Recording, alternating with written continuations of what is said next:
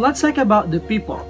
People involved in communication process assumes two roles, both as sources and receiver of the message. So the source initiates the message and the receiver is the intended target of the message. Second is the message.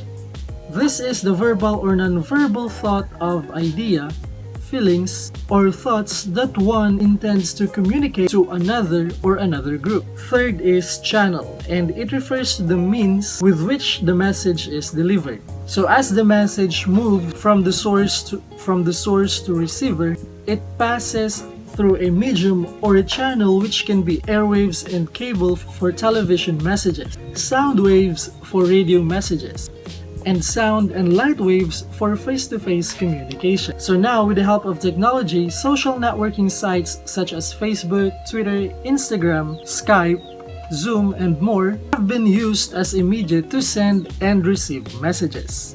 Number 4 is feedback, and it is the receiver's verbal or non-verbal response to the source or the sender. Code pertains to the language. It's a systematic arrangement of symbols used to create meanings in the mind of another person. If someone yells "stop" as you are going to the street, the word "stop" as a symbol are more likely to interpret as a warning or a danger. Next is we have encoding and decoding. Encoding is defined as the process of translating idea or thought into a code. So let's say I ask you to discuss your ideal partner in front of the class. So you say the one with the long black hair, brown eyes, smooth silky skin, alluring as Aphrodite, which is the goddess of love and beauty in the Greek mythology. So let's say you discussed your ideal partner that way. By simply giving verbal description to your ideal partner in front of the class is actually the process of encoding itself. So at the moment your classmates hear these words or verbal descriptions, they start using this word and these words and develop their own mental image. So they are imagining what you are describing. So that process is what we call decoding. It is the process of assigning meaning to an idea or a thought.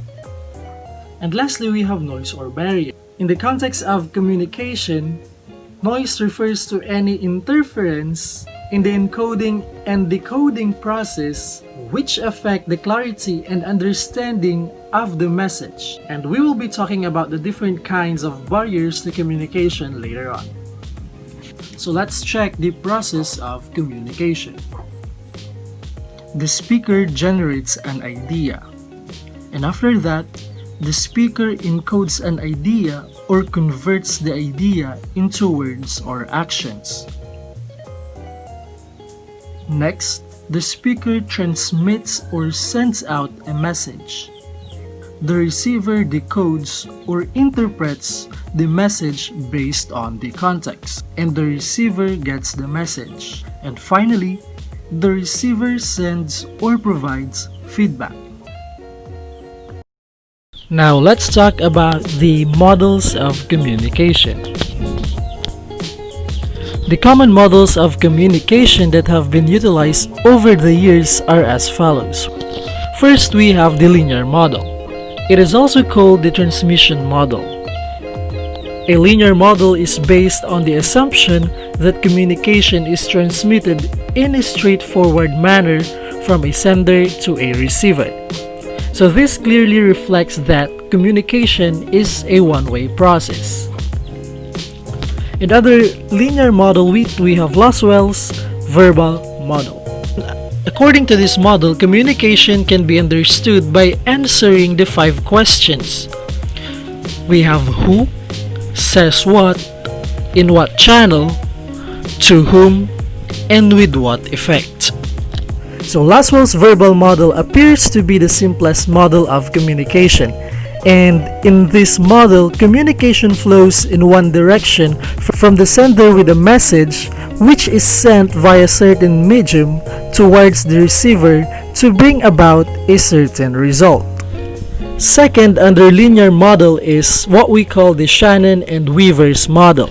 It is a modified version of the LASWELL'S model by adding a noise as a component. So let's take a look at the figure here. So there is an information or source, transmitter, receiver, destination, and as you can see, there is a noise source. So this is still linear in nature, and the 8 components are the source, or the person whom the message comes from, message, or the content of the transaction. We have the transmitter, which is the instrument through which the message passes, like a telephone or cell phone. We also have signal, which flows through a channel. And we have a channel, which is a carrier or a medium such as air, light, electricity, radio waves, and postal system for written communication. So we have noise, and this is the interference that disrupts and distorts the understanding of the message. And we have the receiver, which refers to the receiving instrument such as telephone lines, ears to hear sounds, and eyes to see gestures in face-to-face communication. And lastly, destination. And lastly, the destination, which is the person who receives and processes the message. Next is the interactive model. So in this model of communication is a two-way process which involves an exchange or an interaction between the sender and the receiver. So in linear, there is no response or feedback coming from the receiver, but here in interactive model, there is an interaction between the sender and receiver. So this indicates that the receiver is not just a mere absorber of the message from the receiver. So as the receiver gets the message, he or she processes it and provides his or her own interpretation of the message and delivers it back to the sender, which makes the process continuous. So the message that is being delivered back to the sender is called feedback. So let's take a look at the image that I will be projecting here. So in this model, the personal fields of experience, whether shared or not by the communicators, are very important.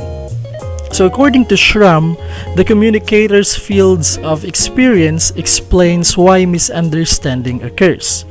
For example, you jokingly tell your friend that your foot is already swollen because he has stepped on it several times.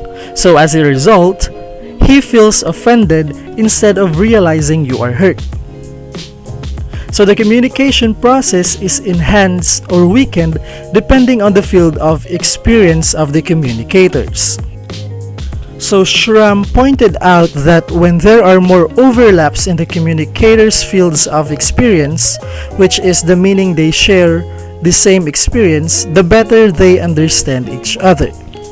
So if the sender and receiver has a different field of experience, therefore they will be having a hard time understanding each other.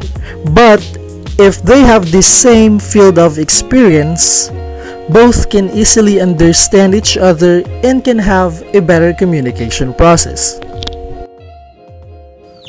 So that's it for our lesson for today, and I hope guys that you have learned something.